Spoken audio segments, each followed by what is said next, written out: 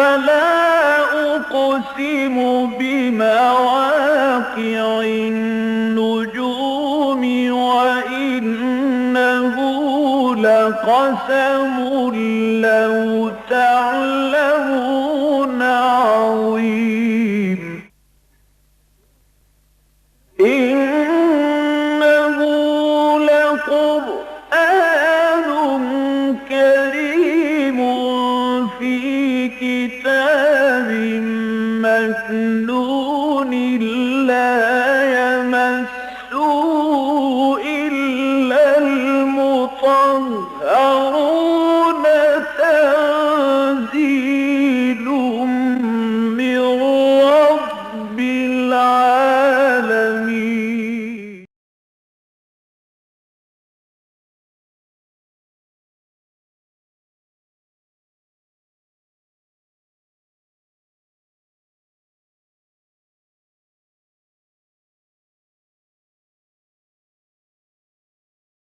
أعوذ بالله من الشيطان الرجيم. بسم الله الرحمن الرحيم.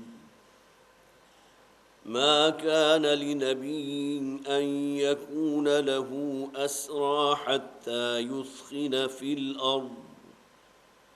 تريدون عرض الدنيا والله يريد الآخرة والله عزيز حكيم.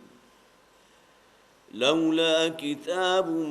من الله سبق لمسكم فيما أخذتم عذاب عظيم. فكلوا مما غنمتم حلالا طيبا واتقوا الله إن الله غفور رحيم. يا أيها النبي قل لمن في أيديكم من الأسرى إن يعلم الله في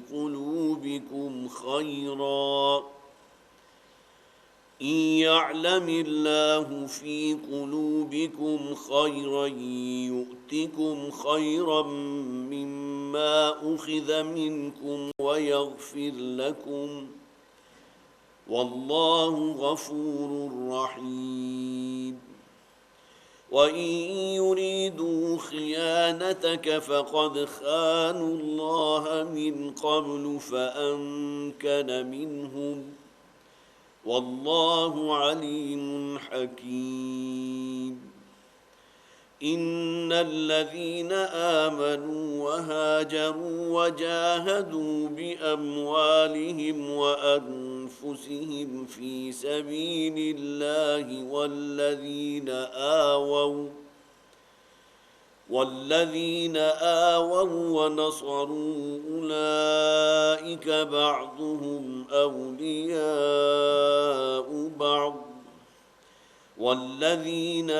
آمنوا ولم يهاجروا ما لكم من ولايتهم من شيء حتى يهاجروا.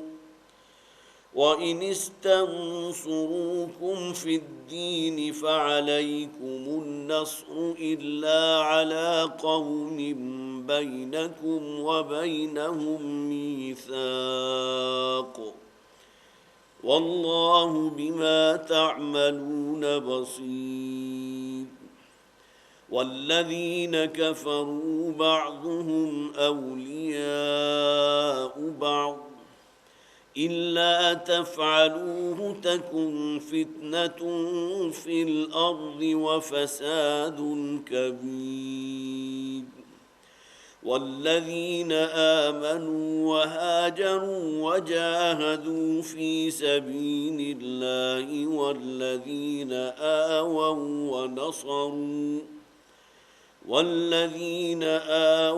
ونصروا أولئك هم المؤمنون حقا لهم مغفرة ورزق كريم. والذين آمنوا من بعد وهاجروا وجاهدوا معكم فأولئك منكم وأولو الأرحام بعضهم أولى ببعض في كتاب الله إن الله بكل شيء عليم صدق الله العظيم رب اشرح لي صدري ويسر لي أمري واحلل عقدة من لساني يفقهوا قولي اللهم ألهمنا رشدنا واعذنا من شرور أنفسنا اللهم ألهمنا رشدنا واعذنا من شرور أنفسنا آمین یا رب العالمین۔ سورہ انفال کا آخری رکوع مکمل اور 9ویں رکوع کی آخری 2 آیات ابھی آپ کے سامنے میں نے تلاوت کی ہیں۔ آج انشاءاللہ اللہ کو منظور ہوا تو 10 رکوعوں پر مشتمل یہ ایک طویل صورت اپنے اختتام تک پہنچے گی۔ ذہن میں تازہ کر لیجئے کہ یہ سورہ مبارکہ وہ ہے کہ جس میں غزوہ بدر، اس سے متعلق احکامات، اللہ تعالیٰ کا کمنٹس، پھر یہ کہ مسلمانوں کو اس اعتبار سے ایک تسلی اور اطمینان کا معاملہ کہ اللہ کی مدد اور اللہ کی تائید اور نصرت تمہارے شامل حال ہے، اور ساتھ ہی مسلمانوں کے لیے آئندہ کے لیے بھی ایک لائحہ عمل طے کر دیا گیا کہ تمہیں اس دین متین کو قائم کرنے کے لیے اب عملاً جد و جہد کرنی ہی کرنی ہے، اور اس رستے کے جو بھی مشکل موانع ہیں، جو بھی مشکلات ہیں، ان تمام سے نبرد آزما ہونا ہے۔ لہذا اسی صورت میں وہ آیہ مبارکہ بھی موجود ہے وَأَعِدُّوا لَهُم مَّا اسْتَطَعْتُم مِّن قُوَّةٍ وَمِن رِّبَاطِ الْخَيْلِ۔ اے مسلمانوں، تمہیں پوری طرح مسلح ہونا ہے، تیاری کرنی ہے، افرادی قوت کا اہتمام بھی کرنا ہے، اور ٹیکنالوجی میں بھی آگے سے آگے بڑھنا ہے، تاکہ وہ لوگ کہ جو اللہ کے نافرمان ہیں، اللہ کے باغی ہیں، اللہ کے سرکش ہیں،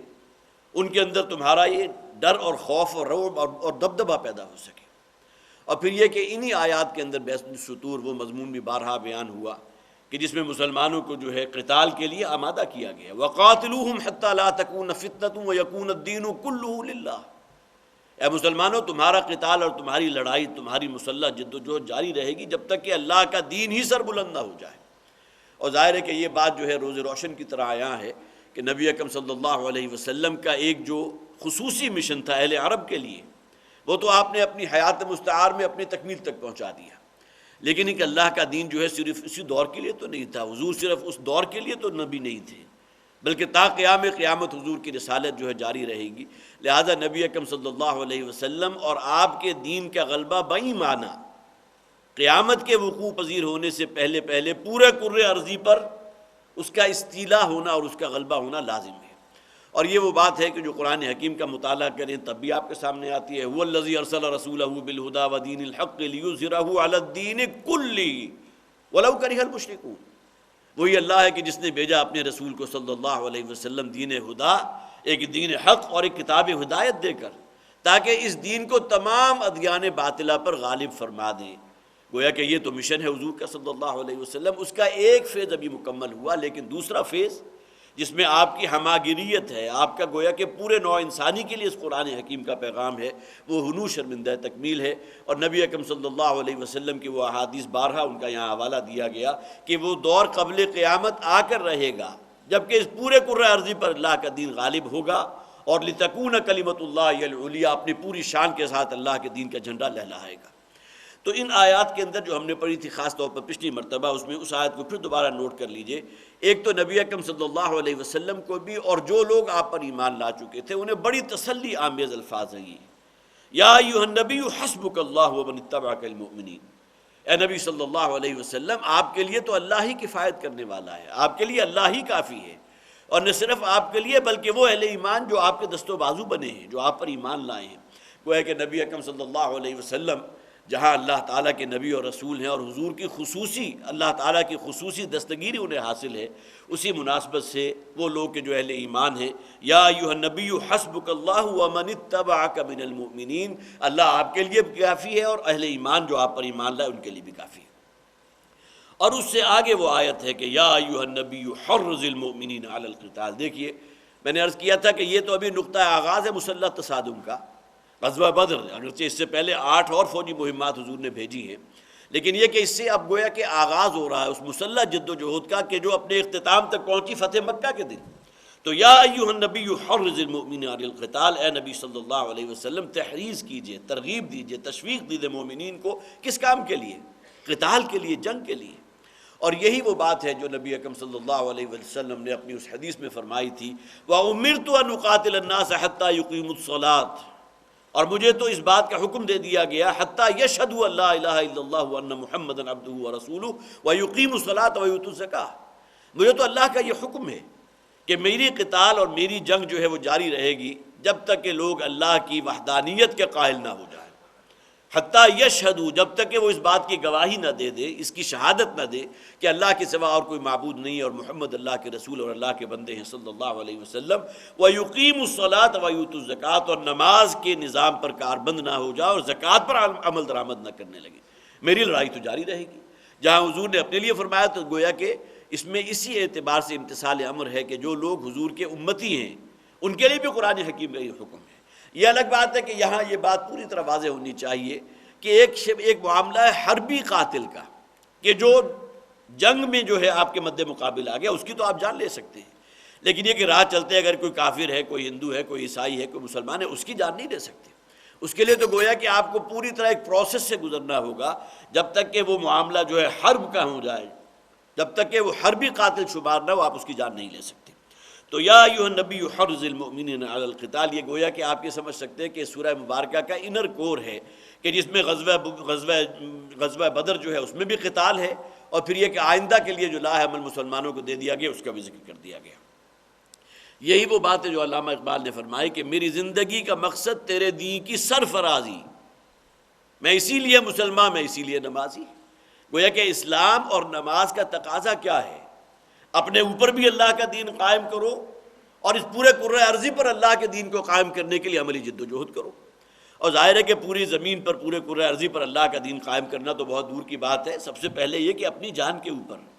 وانذر عشیرتک الاقربین، اپنے قریب ترین کے جو آپ کے تعلق دار ہیں ان میں اس دین کی دعوت کا کام کیجیے۔ اور اس کے بعد پھر جب اللہ تعالیٰ وہ مرحلہ لے آئے کہ جس میں جو ہے کفر کو اور شرک کو جو ہے علی الاعلان مقابلہ کر کے دو بدو ہو کر مقابلہ کرنے کی نوبت آئے، تو حضور کی وہ حدیث جو ہے ہمارے لیے گویا کہ مشعل راہ ہے، جس میں حضور نے فرمایا لَوَدِدْتُ أَنْ أُقْتِلَ فِي سَبِيلِ اللَّهِ ثُمَّ أُحْيَا ثُمَّ أُقْتَلَ ثُمَّ أُحْيَا ثُمَّ أُقْتَلَ، میری تو شدید خواہش ہے کہ مجھے اللہ کے راستے میں قتل کر دیا جائے، میں شہید کر دیا جاؤں، پھر مجھے زندہ کیا جائے، پھر شہید کیا جائے، پھر زندہ کیا جائے، پھر شہید کیا جائے۔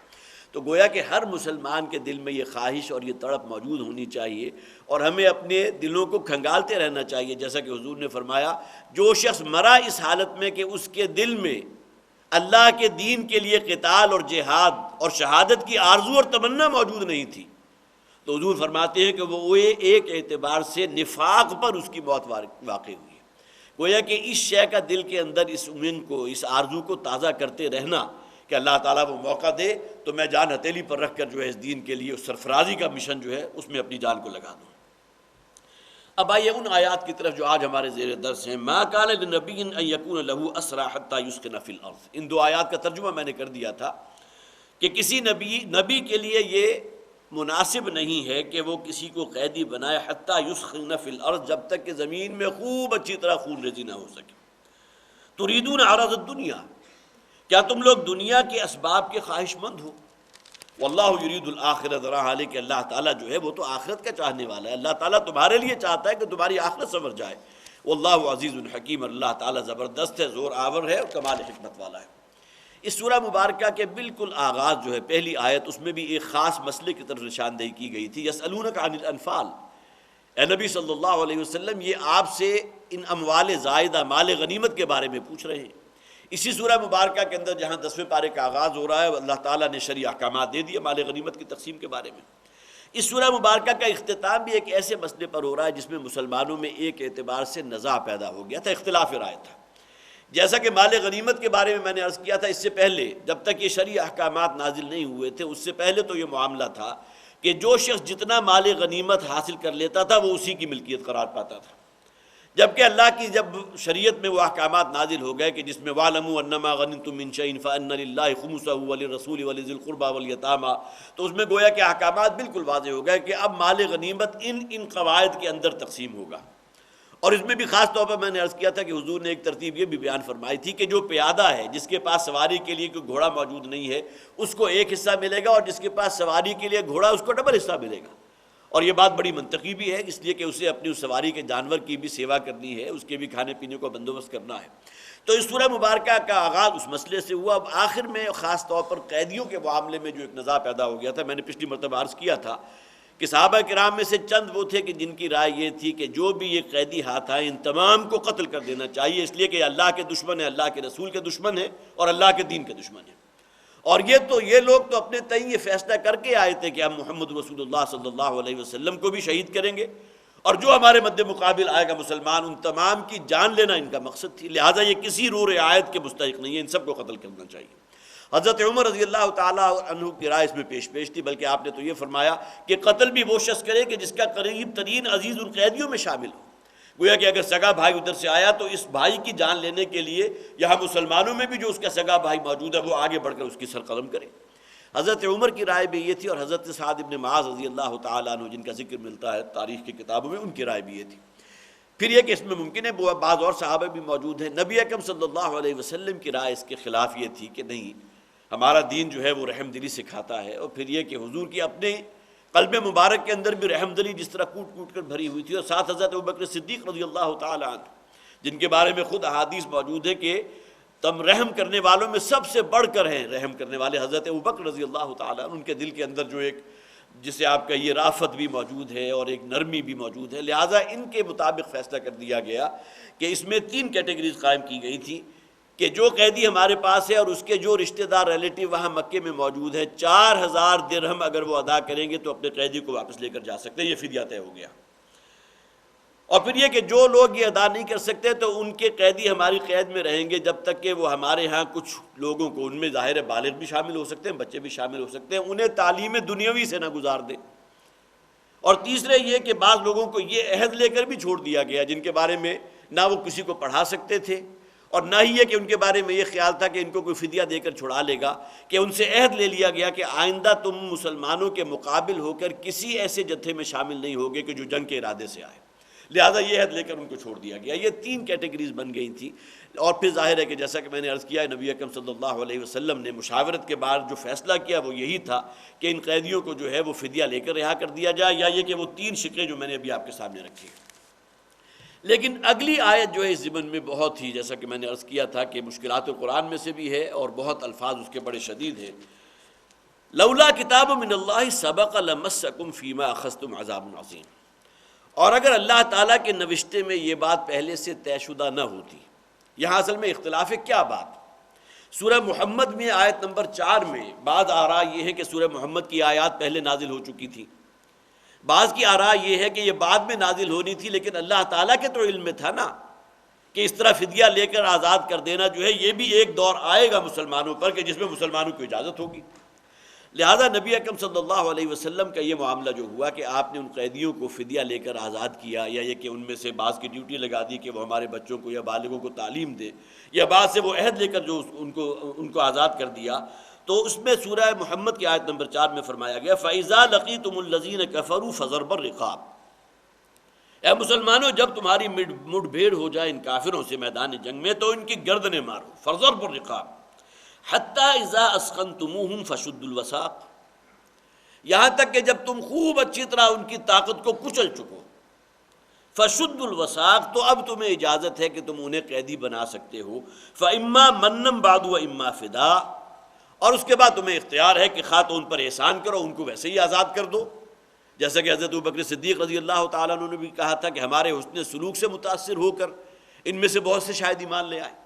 تو فَإِمَّا مَنًّا بَعْدُ وَإِمَّا فِدَاءً، تو چاہے تو احسان کرو ان کو ویسے ہی آزاد کر دو، وَإِمَّا فِدَاءً، اور چاہے تو فدیہ لے کر ان کو آزاد کر دو۔ گویا کہ اللہ تعالیٰ کے علم میں تھا کہ یہ شریعت میں یہ حکم نازل ہونے والا ہے۔ بعض روایات یہ ہیں کہ یہ آیات غزوہ بدر سے پہلے نازل ہو چکی تھی، جس کی بنیاد پر نبی اکرم صلی اللہ علیہ وسلم نے قیدیوں کے ساتھ وہ رعایت کا معاملہ کیا تھا۔ خواہ یہ دونوں باتیں اپنے سامنے رکھیے، لیکن یہ کہ اس آیہ مبارکہ میں فرمایا گیا وَلَوْلَا كِتَابٌ مِّنَ اللَّهِ سَبَقَ لَمَسَّكُمْ فِيمَا أَخَذْتُمْ عَذَابٌ عَظِيمٌ، اور اگر اللہ تعالیٰ کے علم میں یا اللہ تعالیٰ کے نوشتے میں یہ بات پہلے سے طے کر دی گئی نہ ہوتی کہ تمہیں اجازت ہوگی کہ تم ان کو قیدی بناؤ یا ان کو آزاد کر دو بالکل احسان کرتے ہوئے، یا یہ کہ ان کے ساتھ معاملہ وہ کرو کہ فدیہ لے کر ان کو آزاد کر دو، لَمَسَّكُمْ فِي مَا أَخَذْتُمْ عَذَابٌ عَظِيمٌ، تو پھر یہ کہ تم پر پہنچتا جو تم نے ان سے فدیہ لیا ہے، اور یہاں اخذتم سے مراد تمام مسلمان مراد ہیں، عذاب عظیم ایک بہت بڑا اللہ تعالیٰ کی طرف سے گویا کہ پکڑ اور اللہ کا عتاب تم پر نازل ہوتا ہے۔ مسلم شریف کی روایت ہے جو کتاب الجہاد میں موجود ہے، اور اس کے راوی حضرت عمر رضی اللہ تعالیٰ عنہ ہیں، اور ظاہر ہے کہ مسلم شریف کا جو مرتبہ ہماری احادیث کی کتابوں میں ہے وہ بالکل ہمارے نزدیک ایسا ہے کہ جس کی بڑی بہترین تعویل ہو سکتی ہے ان دو آیات کی اس حدیث کی روشنی میں۔ وہ فرماتے ہیں کہ میں نے دیکھا جب یہ غزوہ اپنے اختتام کے پہنچ چکا اور اللہ تعالیٰ نے مسلمانوں کو فتح دے دی، تو ظاہر ہے کہ ہر مسلمان کے اندر ایک خوشی کے جذبات موجود تھے۔ تو حضرت عمر فرماتے ہیں کہ میں گزر رہا تھا تو میں نے دیکھا کہ حضرت ابوبکر صدیق رضی اللہ تعالیٰ عنہ اور نبی اکرم صلی اللہ علیہ وسلم ایک جگہ بیٹھے ہوئے ہیں اور زار و قطار رو رہے ہیں۔ آپ پہ حضرت عمر پریشان ہوئے اور آپ نے وہاں کھڑے ہو کر سوال بھی کیا، اللہ نے ہمیں فتح عطا فرما دی ہے، یہ کیا معاملہ ہے، آپ کے اوپر یہ گریہ کیوں طاری ہے، کیوں رو رہے ہیں؟ اور بلکہ اس حدیث کے الفاظ یہ ہیں، اس روایت کے، کہ حضرت عمر نے فرمایا کہ اگر تو کوئی واقعتاً ایسی بات ہے تو پھر مجھے بھی بتائیے تاکہ میں بھی آپ کے ساتھ رونے میں شریک ہو جاؤں۔ اور اگلے الفاظ یہ ہیں کہ اگر فرض کیجئے کہ مجھے رونا نہ آئے تب بھی کم سے کم میں یہ گویا کہ اپنی شکل ایسی بنا لوں کہ میں آپ کی جو ہے اس میں ساتھ دے سکوں، آپ دونوں کے اوپر گریہ طاری ہے۔ تو اس پر نبی اکرم صلی اللہ علیہ وسلم نے سر اٹھایا اور آپ نے فرمایا کہ یہ جو ہم نے معاملہ کیا ہے ان قیدیوں کو آزاد کرنے کا، اس معاملے میں اللہ تعالیٰ کی طرف سے ایک عتاب نازل ہوا۔ عتاب کے الفاظ ہیں اس حدیث میں، اور پھر حضور نے فرمایا کہ وہ سامنے جو درخت موجود ہے، اللہ کا عذاب، اللہ کا عتاب، عتاب کے الفاظ ہیں، اگرچہ یہاں عذاب کا لفظ بھی ہے، اور ظاہر ہے کہ عذاب کے اندر عتاب بھی موجود ہے۔ عذاب تو بالکل آخری سطح کو کہتے ہیں، لیکن عتاب جو ہے اس سے پہلے کوئی سزا، کوئی گرفت جو اللہ تعالیٰ کی طرف سے آ سکتی تھی۔ تو حضور نے فرمایا کہ اللہ کا عتاب اتنا نزدیک آ چکا تھا کہ وہ اس درخت کے قریب پہنچ چکا تھا، لیکن پھر اللہ تعالیٰ کی طرف سے یہ معاملہ جو ہے اس کے کرم کا، اس کے فضل کا ہوا کہ اللہ تعالیٰ نے اس عتاب کو ہم پر سے ٹال دیا۔ اور اس میں اصل میں یہ معاملہ ہوا تھا کہ جو ہم سے ان قیدیوں کے معاملے میں ہوئی، اور میں نے جیسا کہ حوالہ دیا تھا حضرت سعد بن معاذ رضی اللہ تعالیٰ عنہ، یہ انصاری صحابہ میں ان کے ایک بہت اونچا مقام ہے۔ ان کی روایت بھی موجود ہے صحیح حدیث کے اندر کہ حضور نے حضرت سعد سے فرمایا، سعد کیا معاملہ ہے، یہ ہم جو قیدیوں کے ساتھ یہ معاملہ کر رہے ہیں، تمہارے چہرے کے اوپر بڑی ناگواری کے آثار ہیں۔ تو حضرت سعد نے فرمایا کہ حضور میں سچ عرض کروں تو میں تو یہ سمجھتا ہوں کہ جن لوگوں کو آپ فدیہ دے کر آزاد کر رہے ہیں یہ واپس جائیں گے، اور پھر اگلے سال یا چند ہی سالوں کے بعد یہ اس سے کئی گنا زیادہ تیاری لے کے ساتھ جو ہے آپ کے اوپر حملہ آور ہوں گے۔ تو گویا کہ حضرت سعد ابن معاذ رضی اللہ تعالیٰ عنہ جو حضور کے ساتھیوں میں سے تھے، ان کا معاملہ بھی لگ بھگ وہی ہو گیا جو حضرت عمر رضی اللہ تعالیٰ عنہ کا ہوا تھا، کہ جنہوں نے کہا تھا کہ ان تمام کو قتل کر دینا چاہیے، بلکہ نہ صرف قتل کرنا چاہیے کہ ان کا جو قریب ترین عزیز ہے وہ اپنے ہاتھوں سے اپنے قریب ترین عزیز کو قتل کرے۔ تو لولا کتاب من اللہ سبق لمسکم فیما اخذتم عذاب عظیم فکلوا مما غنمتم حلالا طیبا۔ اب دیکھیے مسلمانوں کے اندر اب حضور نے بھی فرمایا کہ اللہ کا عتاب نازل ہو رہا تھا، وہ تو اللہ کا فضل، اللہ کی رحمت ہوئی کہ اللہ تعالیٰ نے اس معاملے کو ہم پر سے ٹال دیا۔ تو مسلمانوں کے اندر ایک سوال پیدا ہو گیا کہ اب جو مال غنیمت ہمیں حاصل ہوا ہے اس کے معنی یہ ہے کہ یہ مال نجس ہے، طیب نہیں ہے، پاک نہیں ہے۔ اگلی ہی آیت میں اللہ تعالیٰ نے فرما دیا فَكُلُوا مِمَّا غَنِمْتُمْ حَلَالًا طَيِّبًا،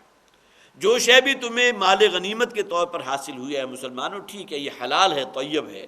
یہ معاملہ ہوا تھا ایک، لیکن یہ کہ وہ وقت جلدی آنے والا جب اللہ تعالیٰ کی طرف سے اجازت دے دی جائے گی، پھر تمہیں پورا اختیار ہوگا کہ ان کو قیدیوں کو جو ہے خواہ تو بالکل احسان کرتے ہوئے ویسے ہی آزاد کر دو، خواہ فدیہ لے کر آزاد کرو۔ لیکن جب تک یہ معاملہ، یہ حکم نازل نہیں ہوا تھا، لہٰذا اب اس میں یہ مال غنیمت تمہارے لیے حلال اور طیب ہے۔ فَكُلُوا مِمَّا غَنِمْتُمْ حَلَالًا طَيِّبًا وَاتَّقُوا اللَّهَ، اور دیکھو اللہ کا تقوی اختیار کرو، ان اللہ غفور رحیم، یقین اللہ تعالیٰ معاف فرمانے والا ہے، کمال رحمت کرنے والا ہے۔ یا ایھا النبی قل لمن فی ایدیکم من الاسریٰ، اے نبی صلی اللہ علیہ وسلم کہہ دیجئے ان لوگوں سے کہ جو آپ کے ہاتھ لگے ہیں ان قیدیوں میں سے، یعنی کہ جنہیں قیدی بنا لیا گیا ہے، ان یعلم اللہ فی قلوبکم خیرا یؤتکم خیرا مما اخذ، اگر اللہ تعالیٰ کے علم میں آئے، حالانکہ اللہ تعالیٰ کا علم کامل ہے، اس کے علم کامل میں ہر شے ہر آن موجود ہے، لیکن یہاں اصل میں جس شے کی طرف اشارہ ہے کہ جب اللہ تعالیٰ ظاہر کر دے گا گویا کہ اللہ کے علم میں تو پہلے موجود ہے، لیکن وہ شے منصہ شہود میں آ جائے گی کہ تمہارے فی قلوبکم خیرن، کہ تمہارے دلوں میں کوئی خیر کی رمق موجود ہے۔ اس سے مراد کیا ہے؟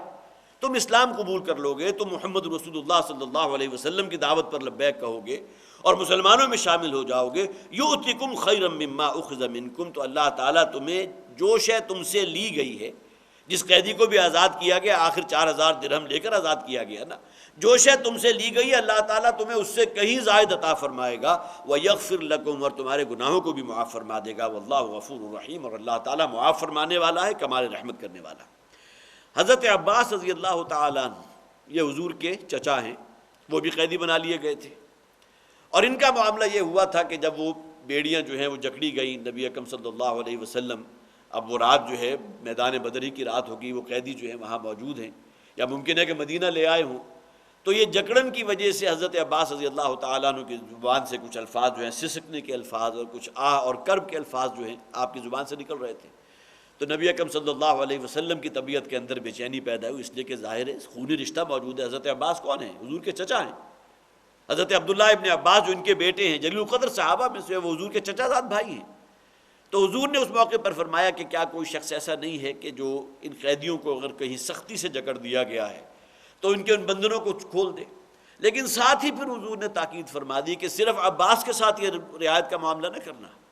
بلکہ جو جو قیدی بنا لیے گئے ان تمام کے بندنوں کو ڈھیلا کر دو، تاکہ یہ کہ سکون کے ساتھ جو ہے ان کی رات گزر سکے۔ حضرت عباس کا معاملہ یہ پھر بعد میں ایمان بھی لے آئے تھے۔ اسی طرح کا معاملہ ایک بڑا جذباتی ہوا تھا حضرت ابو العاص رضی اللہ تعالیٰ عنہ۔ حضرت ابو العاص، بلکہ یہ ابو العاص تو وہ ہیں، حضرت عمرو بن ابی العاص جو ہیں وہ دوسرے ہیں۔ ابو العاص وہ ہیں جو نبی اکرم صلی اللہ علیہ وسلم کے داماد تھے اور حالت کفر میں اس وقت وہاں مکے میں موجود تھے، آئے تھے مقابلے کے لیے، قیدی بنا لیے گئے۔ ان کے نکاح میں حضرت زینب تھیں رضی اللہ تعالی عنہ، جو حضرت خدیجہ رضی اللہ تعالی عنہ کی بیٹی ہیں۔ اب جب ان کے لیے بھی فدیے کا معاملہ ہوا تو ظاہر ہے کہ تمام لوگوں سے کہا گیا تھا کہ جو اپنے قیدیوں کو آزاد کروانا چاہے وہ فدیے کی اتنی رقم دے دے، 4000 درہم دے دے۔ تو حضور کی جو بیٹی تھی حضرت زینب رضی اللہ تعالی عنہ، جو ابو العاص کی بیوی ہیں، زوجہ ہیں، مسلمان تھی، لیکن یہ کہ اس وقت تک ابھی وہ احکامات نازل نہیں ہوئے تھے۔ ظاہر ہے کہ غزوہ بدر تو مدینہ ہجرت کے فوراً بعد ہی واقع ہو گیا تھا، اسی موقع پر یہ آیات نازل ہوئی ہیں اور اسی موقع پر یہ قیدیوں کا معاملہ ہوا تھا۔ تو حضرت زینب نے ایک ہار بڑا قیمتی تھا وہ بھیجا، ظاہر ہے کہ وہ ہار پیش کیا گیا حضور کے سامنے۔ حضور نے اس ہار کو پہچان لیا کہ یہ ہار حضرت خدیجہ رضی اللہ تعالی عنہ کا ہار تھا، بہت قیمتی سونے کا ہار تھا، اور وہ فدیے کے طور پر بھیجا تھا ابو العاص کو آزاد کروانے کے لیے، جو حضرت زینب کے شوہر تھے اور اسے قیدی بنا لیے گئے تھے۔ تو نبی اکرم صلی اللہ علیہ وسلم نے جب اس ہار کو دیکھا تو آپ جو ہے اپنے جذبات کو کنٹرول نہیں کر سکے، آپ کی آنکھوں سے آنسو رواں ہو گئے، اور ظاہر ہے کہ آپ کو اس وقت فوری طور پر وہ اپنی جو بھی حضرت خدیجہ کے ساتھ جو حضور کا خصوصی محبت کا معاملہ تھا وہ یاد آ گئی کہ یہ ان کا ہار تھا۔ تو حضور نے اس موقع پر کہا کہ اگر تم اجازت دو تو اس ہار کو میں واپس بھیج دوں اور اس کے عوض کوئی اور شے ان سے طلب کر لی جائے، تاکہ یہ کہ یہ ہار جو حضرت خدیجہ جو حضرت زینب کی والدہ ہوئی، تو حضرت خدیجہ نے وہ ہار حضرت زینب کو دیا تھا، اور حضرت زینب نے وہ ہار جو ان کی والدہ کا تھا بطور فدیہ بھیجا تھا ابو العاص کو آزاد کروانے کے لیے۔ تو نبی اکرم صلی اللہ علیہ وسلم نے جیسے ہی الفاظ ادا کیے تو صحابہ کرام نے فوراً آمنا و صدقنا کہا، اور اس ہار کو پھر واپس بھیج دیا گیا حضرت زینب کی خدمت میں، اور پھر یہ کہ کچھ اور شے جو ہے کوئی رقم جو ہے پھر وہ وہاں سے بھیجی گئی ہے ابو العاص کو آزاد کروانے کے لیے۔ تو فرمایا یا ایھا النبی قل لمن فی ایدیکم من الاسری، اے نبی ان سے کہہ دیجئے کہ جو آپ کے ہاتھ یہ قید لگے ہیں، یہ مشرک اور کافر، ان یعلم اللہ فی قلوبکم خیرا، اگر اللہ تعالیٰ جان لے گا کہ تمہارے دل میں کوئی خیر موجود ہے، تم اسلام قبول کر لو گے، یؤتکم خیرا مما اخذ منکم، تو اللہ تعالیٰ جو شے تم سے لی گئی ہے اس سے کہیں بڑھ کر تمہیں عطا فرمائے گا، بہت بہتر عطا فرما دے گا، ویغفر لکم، اور تمہارے گناہوں کو بھی معاف فرمائے گا، واللہ غفور الرحیم، اللہ تعالیٰ غفور ہے، مغفرت فرمانے والا ہے، رحیم ہے، کمال رحمت والا۔ وَإِن يُرِيدُوا خِيَانَتَكَ فَقَدْ خَانُوا اللَّهَ مِن قَبْلُ، اور اگر یہ پھر دوبارہ وہی معاملہ کرنا چاہیں خیانت کا، یہ خیانت کیا شے یہاں اس سے مراد لی گئی؟ اللہ کے ساتھ خیانت۔ اگر اللہ پر ایمان لاتے ہو تو یہ امانت داری ہے، اور اگر اللہ کے ساتھ معاملہ شرک کا کرتے ہو، اللہ کا کفر کرتے ہو تو یہ خیانت ہے۔ اگر یہ لوگ باز نہ آئیں اور یہ پھر دوبارہ اسی کفر کے مرتکب ہوں اور اسی طرح مقابلے پر آ جائیں، فقد خان اللہ من قبل، تو یہ لوگ تو وہ ہیں جو اللہ سے بھی بہت پہلے جو ہے وہ خیانت کر چکے ہیں۔ کس معنی میں؟ کہ اللہ نے تو ان سے عہد لیا تھا کہ الست بربکم قالوا بلی۔ ان تمام لوگوں کے دلوں میں گہرائی میں توحید موجود ہے، خوب مانتے ہیں کہ محمد جو کہہ رہے ہیں صلی اللہ علیہ وسلم صحیح ہے، لیکن اس کے باوجود ایمان لانے کو اس لیے تیار نہیں کہ ان کے ویسٹڈ انٹرسٹس ہیں، ان کے مفادات ہیں، ان کی سرداریاں ہیں، ان کے چوپال ہیں، ان کے جتھے ہیں کہ جن کو وہ چھوڑنے کے لیے تیار نہیں۔ تو ان کا معاملہ تو اس سے پہلے بھی ہو چکا۔ فَأَمْكَنَ مِنْهُمْ، تو آخر اللہ تعالیٰ نے ان پر، اے مسلمانوں، تمہیں غلبہ دے دیا کہ نہیں دے دیا؟ اگر ان کی طرف سے پھر دوبارہ وہ معاملہ خیانت کا ہوا اور پھر یہ تمہارے مد مقابل جو ہے گویا کہ تم سے جنگ کرنا اللہ سے جنگ کرنے کے مترادف ہے، اگر یہ دوبارہ مٹبیر میں تمہارے سامنے آ گئے تو گویا کہ اللہ کا وعدہ ہے کہ اللہ تعالیٰ پھر تمہیں ان پر غلبہ عطا فرما دے گا۔ واللہ علیم حکیم، اور اللہ تعالیٰ ہر شے کا علم رکھنے والا ہے، کمال حکمت والا ہے۔ ان الذین آمنوا وہاجروا وجاہدوا، اب دیکھیے آخری آیات جو ہیں اس سورہ مبارکہ کی بہت جامع ہے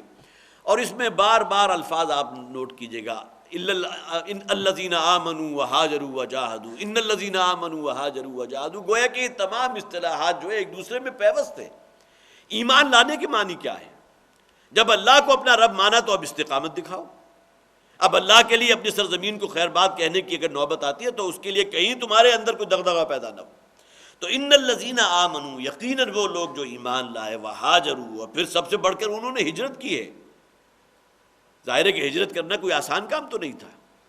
تمام اعزہ و اقارب، اگر کسی کی کوئی دکان ہے، کسی کا کاروبار ہے، کوئی بزنس ہے تو وہ تو مکے میں ہے، ہر شے چھوڑ چھاڑ کر صرف دین کے لیے، صرف اللہ کو راضی کرنے کے لیے۔ من کانت ہجرتہ الی اللہ ورسولہ فہجرتہ الی اللہ ورسولہ، جو شخص ہجرت کرتا ہے صرف اللہ اور اللہ کے رسول کے لیے، کوئی اور دنیاوی غرض و غایت اس میں شامل نہیں ہے، تو اس کی ہجرت واقعتاً سچی ہجرت ہے۔ لیکن یہ کہ اگر کہیں کوئی دنیاوی غرض شامل ہو جائے، کسی شخص کی یہاں دکان تھی اور اس نے دیکھا کہ اب وہ تمام مسلمان جو ہجرت کر کے وہاں چلے گئے ہیں فلاں علاقے میں، تو مجھے بھی اپنی دکان سمیٹ کر وہاں پہنچ گیا، یہ بات نہیں۔ تو والذین، ان الذین آمنوا وہاجروا، یقیناً وہ لوگ جو ایمان لائے اور جنہوں نے گھر بار چھوڑ دیا، جنہوں نے ہجرت کی ہے، وجاہدوا باموالہم وانفسہم فی سبیل اللہ، اور اس سے بڑھ کر انہوں نے جہاد کیا ہے، اور جہاد یہاں گویا کہ قتال کے معنی میں ہے، اپنی جان ہتھیلی پر رکھ کر میدان میں نکل آئے ہیں، باموالہم وانفسہم، اپنے مالوں اپنے جان کے ساتھ، فی سبیل اللہ، اللہ کے راستے میں، والذین آووا ونصروا، اور وہ لوگ کہ جنہوں نے ان کی مدد کی ہے اور جنہوں نے ان کو جگہ فراہم کی ہے، اولئک بعضهم اولیاء، بعض یہ ہیں کہ جو ایک دوسرے کے ولی ہیں۔ یہاں دیکھیے دو گروہوں کا ذکر ہو گیا، ایک وہ جو مہاجرین ہیں، مسلمانوں میں تین گروہ موجود تھے،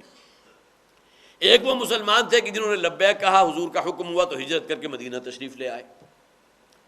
دوسرے وہ کہ جو مدینہ میں مسلمان موجود تھے جنہیں ہم انصار مسلمان کہتے ہیں، انصاری صحابہ، جن کے ساتھ نبی اکرم صلی اللہ علیہ وسلم نے جیسا کہ یہاں بھی فرمایا اولئک بعضهم اولیاء بعض، یہ ولایت باہمی کا تعلق ان کے درمیان حضور نے پیدا فرمایا، مواخات مہاجر اور انصاری صحابہ کے درمیان۔ تو ایک مہاجرین ہو گئے، دوسرے انصار ہو گئے، اور تیسری ایک کیٹیگری بھی ابھی مسلمانوں کی موجود تھی جس کو یہاں ڈسکلوز کیا گیا کہ والذین آمنوا ولم یہاجروا، اور وہ لوگ کہ جو ایمان تو لائے لیکن انہوں نے ابھی ہجرت نہیں کی۔ ان میں وہ لوگ بھی موجود تھے جنہوں نے اپنے ایمان اور اسلام کو ابھی چھپا رکھا تھا، گویا کہ استقامت اس درجے کی ابھی ان میں موجود نہیں تھی کہ اپنا گھر بار سب کچھ چھوڑ کر ترک وطن کر کے مدینہ آ جاتے، بلکہ یہ کہ ان کے اندر ایمان ابھی اس کمال کے درجے کو پہنچا ہوا نہیں تھا، بلکہ کسی درجے میں ابھی اس میں ضعف موجود تھا، لہذا ان کا ذکر کر دیا گیا والذین آمنوا ولم یہاجروا، اور وہ لوگ جو ایمان تو لائے ہیں لیکن انہوں نے ہجرت نہیں کی، ما لکم من ولایتہم من شیء، اے مسلمانوں تمہاری ان کے ساتھ کوئی ولایت باہمی کا تعلق نہیں۔ یہ تین کیٹیگریز موجود تھیں، ایک مہاجرین جو سب کچھ حوالے کر کے وہاں چھوڑ چھاڑ کر مدینہ آ گئے، دوسرے انصار مدینہ، اور تیسرے وہ مسلمان کے جو مسلمان تو ہو چکے تھے لیکن ابھی تک انہوں نے ہجرت نہیں کی تھی۔ تو ان الذین آمنوا وہاجروا وجاہدوا باموالہم، وہ لوگ جو ایمان لائے جنہوں نے ہجرت کی اور جہاد کیا اپنے مالوں اور جان کے ساتھ اللہ کے راستے میں، اور وہ لوگ کہ جنہوں نے انہیں جگہ فراہم کی، والذین آووا ونصروا، اور نہ صرف یہ کہ انہیں جگہ فراہم کی ہے، ظاہر انصار مدینہ کی جو قربانیاں تھیں اس کا ذکر میں پہلے بھی کر چکا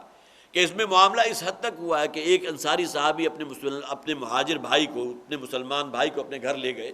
اور گھر میں جو کچھ تھا اسے برابر برابر دو حصوں میں تقسیم کر دیا، روپیہ پیسہ تھا اس کو نصف کر دیا، جو غلہ تھا جو اجناس تھی اس کو برابر برابر دو حصوں میں کر دیا، اور وہ جو مکان ان کے پاس خواہ ممکن ہے ایک ہی کمرے کا مکان ہو، اس کے درمیان بھی ایک فصیل جو ہے وہ قائم کر دی کہ آدھا حصہ جو ہے تمہارے لیے آدھا حصہ میرے لیے۔ چشم فلک نے تو اس سے پہلے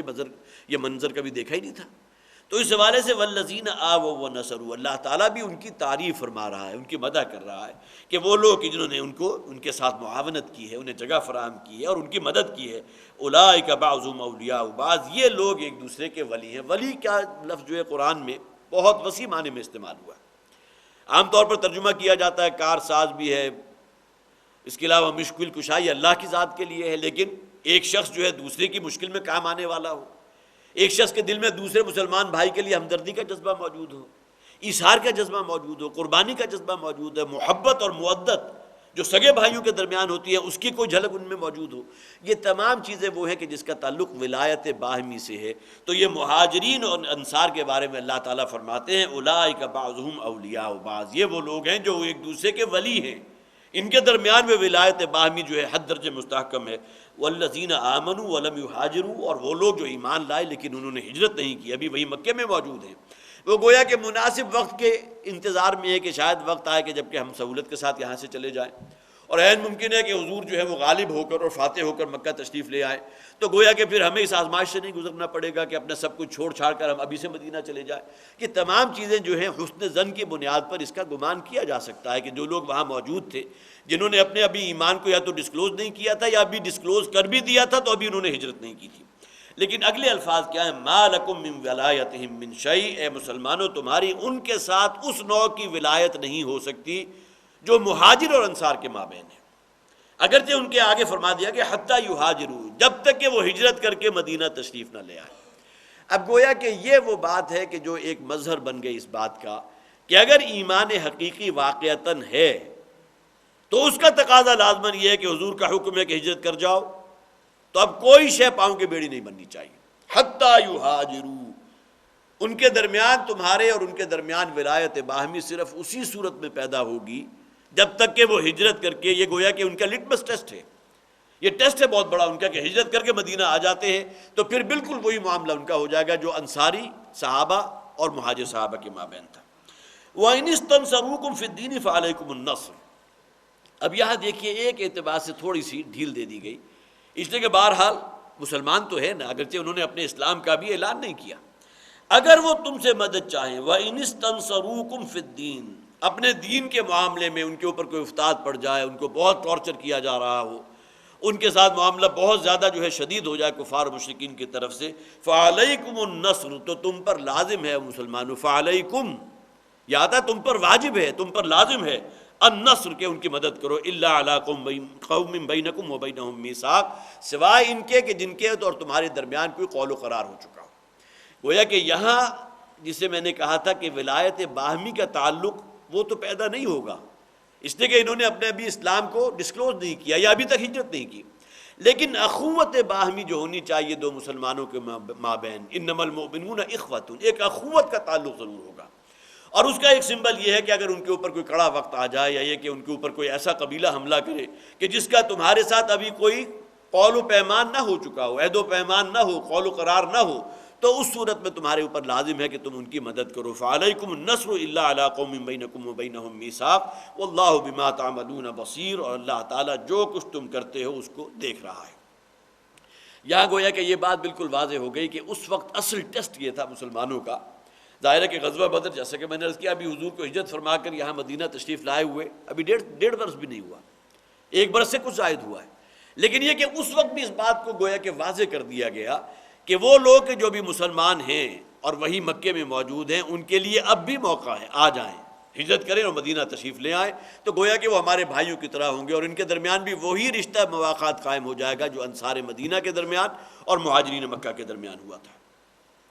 والذین کفروا بعضهم اولیاء بعض، اور وہ لوگ کہ جو کافر ہیں وہ ایک دوسرے کے ولی ہیں۔ اب یہاں خاص طور پر نوٹ کیجئے، یہ بین الانسانی تعلقات جو ہوتے ہیں،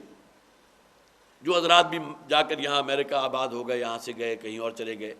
انہوں نے وہاں جا کر اس بات کا مشاہدہ کیا کہ عام طور پر وہ گھرانے جن کے ہاں یہاں پاکستان میں رہتے ہوئے وہ مذہبی اقدار کے اوپر کوئی پابندی نہیں تھی، معلوم ہوتا تھا کہ کوئی نماز ہے تو ہے، نہیں ہے تو نہ صحیح۔ پھر یہ کہ باہمی جو مسلمانوں کے درمیان ایک ہوتا ہے کمیونٹی کا تصور، یہاں پاکستان میں رہتے ہوئے اس کا کہیں دور دور تک کوئی نشان نہیں تھا۔ لیکن جب یہی لوگ ہجرت کر کے، ہجرت تو نہ کہیے لیکن یہ کہ معاش کے لیے وہ یہاں سے چلے گئے، کہ مکہ چلے گئے، کہیں یورپین کنٹریز چلے گئے،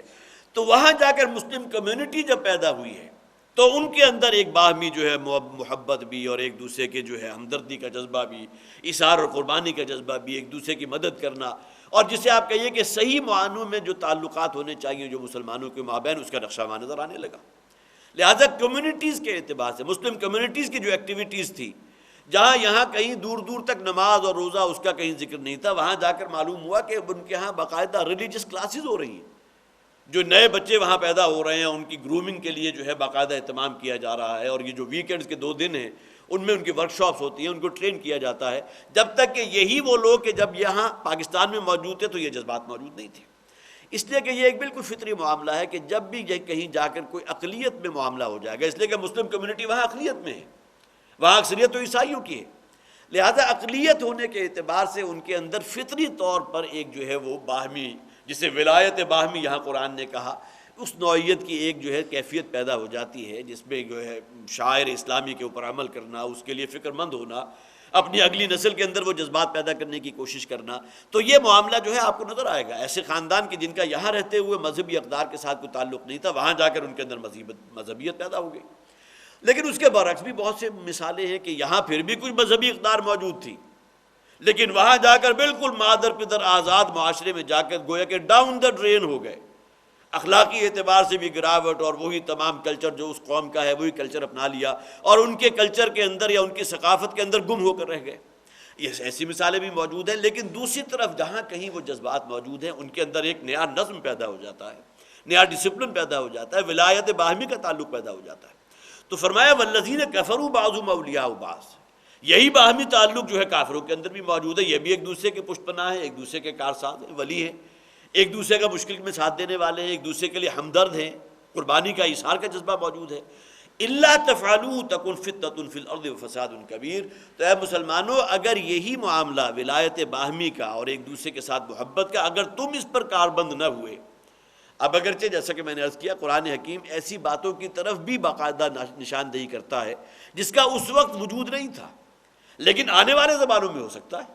لہذا ابھی سے پیش بندی کر دی گئی کہ مسلمانوں کے مابین بھی یہ کافروں کو دیکھو ایک جس طرح باہم مربوط ہے، یہ گویا کہ ایک جسد واحد کے طور پر مسلمانوں کا مقابلہ کرنے کے درپے ہیں، اور پھر مختلف قبیلوں کو اپنے ساتھ ملا کر گویا کہ یک بارگی حملہ کریں گے۔ غزوہ احزاب کے موقع پر آپ کو معلوم ہے کہ جتنے بھی قبائل عرب کے تھے تمام کو ملا کر، اور 12,000 کا لشکر تھا کہ جس نے مدینے کی چھوٹی سی بستی کا جو ہے محاصرہ کر لیا تھا، تو ان کے اندر اتنا اتفاق موجود ہے، اتنا ربط موجود ہے، ایک دوسرے کے ساتھ وہ تعلق موجود ہے۔ الا تفعلوه، اگر تمہارا معاملہ بھی یہی نہیں ہوگا، باہمی ولایت کا تعلق اتنا گہرا اور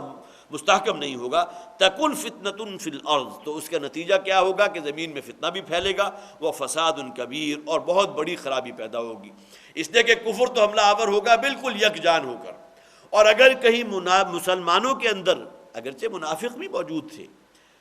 اس کے 1 سال کے بعد غزوہ احد میرے سامنے تو سب سے بڑی مثال یہی ہے کہ حضور کو ہجرت فرما کر ابھی مدینہ تشریف لائے ہوئے 2.5 برس نہیں گزرے، 2 برس گزرے ہیں، لیکن یہ کہ اتنی بڑی تعداد منافقوں کی موجود تھی کہ غزوہ احد کے موقع پر اس میدان سے عبداللہ ابن ابی 300 کی تعداد کو لے کر واپس پلٹ آیا، جنہوں نے کوئی پرواہ اس کی نہیں کی کہ ہمیں محمد رسول اللہ صلی اللہ علیہ وسلم کے دو بدو ہو کر، آپ کے ساتھ ہو کر، آپ کے شانہ بشانہ ہو کر جنگ لڑنی ہے، بلکہ اب عبداللہ ابن ابی کے کہنے پر واپس آ گئے۔ تو اتنی کثیر تعداد منافقین کی اس وقت بھی موجود تھی۔ تو الا تفعلوه، اگر مسلمانوں تمہارے درمیان یہ محبت اور مودت کا اور ولایت باہمی کا تعلق نہ ہوا تو تکن فتنة فی الارض، تو نتیجہ کیا نکلے گا کہ زمین میں فتنہ پھیلے گا، وہ فساد کبیر، اور بڑا فساد رونما ہوگا۔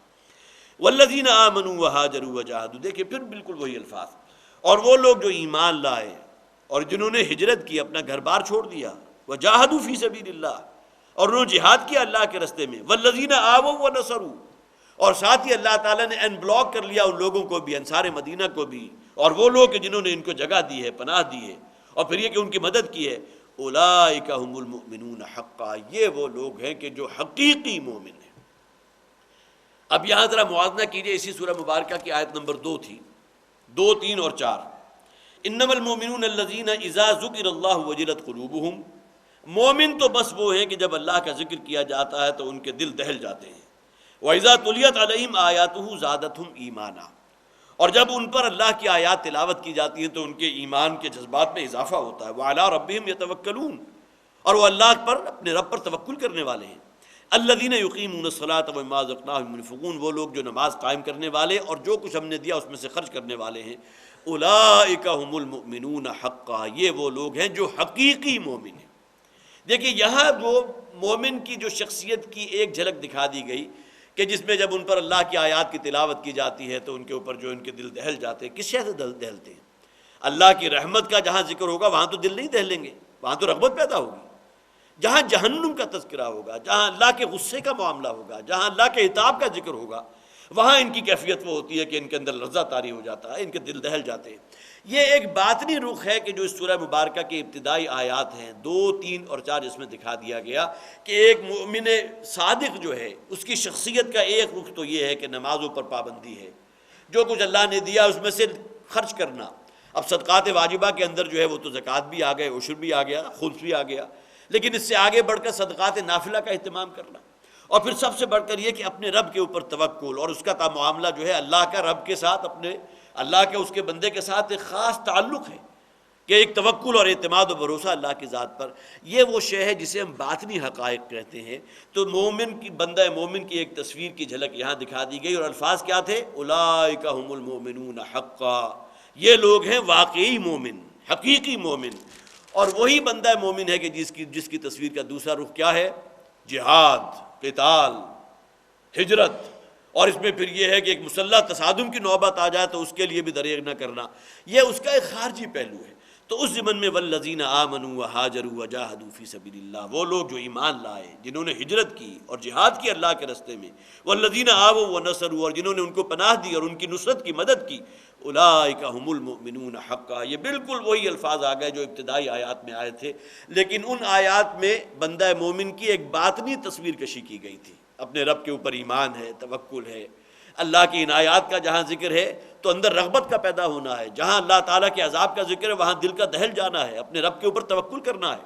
اور یہاں اس کی ایک جسے آپ کہیے کہ خارج میں جو مظہر ہے جہاد اور ہجرت، اس کا ذکر کر دیا گیا، اور دونوں کو بریکٹ کیا گیا اولئک هم المؤمنون حقا، یہ ہے کہ جو حقیقی مومن ہے،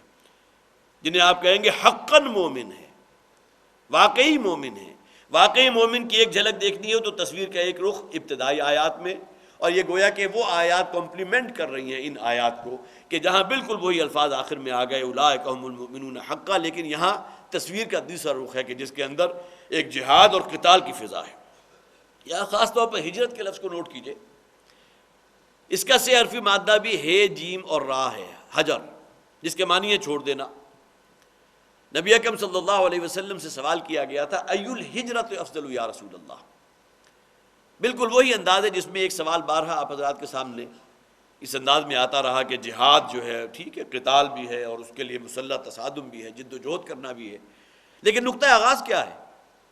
ای الجہاد افضل یا رسول اللہ، اے اللہ کے رسول سب سے افضل جہاد کس کا ہے؟ کون سا جہاد افضل ہے؟ ان تجاہد نفسک فی طاعت اللہ، سب سے پہلے کشمکش جسے کہتے ہیں، جہاد کے معنی کیا ہے؟ کشمکش، مجاہدہ، کشاکش، تو سب سے پہلے تو تمہیں اپنے نفس کے ساتھ کشمکش کرنی ہے نا،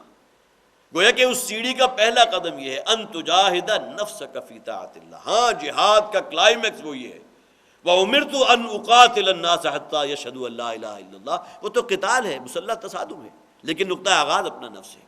یہی معاملہ ہجرت ہے۔ ہجرت دینی اصطلاح میں کسے کہتے ہیں؟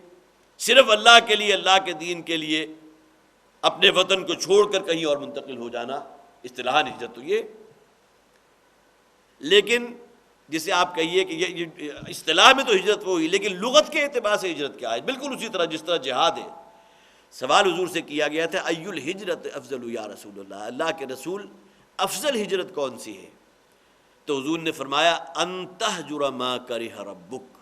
یہ الفاظ نوٹ کر لیجئے، افضل ترین ہجرت اس شخص کی ہے کہ جو ہر اس چیز کو ترک کر دے جو اس کے رب کو ناپسند ہے۔ بالکل وہی معاملہ کہ افضل جہاد اس شخص کا ہے جو اپنے نفس کے ساتھ مجاہدہ کرے اور اسے اللہ کی اطاعت میں دے۔